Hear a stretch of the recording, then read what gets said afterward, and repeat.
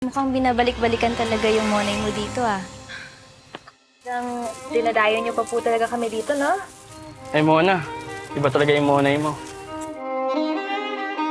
Ito anak ko si Mona. Si Lucy nag-aaral sa Manila ng pastry. Pero gusto rin niya matuto sa atin. Si Mona nilang bahala sa'yo, ha? Ang paglamas. Pabalik-balik. Paulit-ulit. At hindi na lang madali. Tibo ka rin, no? Hindi ko kasi alam kung tibo ako. Alam ko lang nagkakagusto din ako sa babae.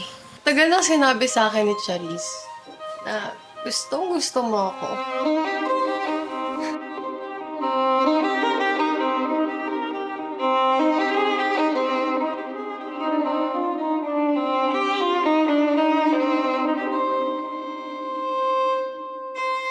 Puta, ngayon na. Ano yung suot mo? Bokbo ka ba? Ba't nakalantad yung buong katawan mo? Sorry po pa, magbibis na. Ayusin mo yung suot mo, si Jake. Nasa baba, naghihintay. Mag-isip-sip ka. Si Jake nandito lang, naghihintay sa'yo. Handang-handang pakasalan ka. Tandaan mo, ipanindirya natin. Nakasalalay sa puhunan ng pamilya nila.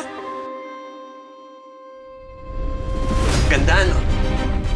Mas bata-bata lang ako, syutahin ko to eh. Mona! Tanghali na! Wala ka pa rin sa panindirya!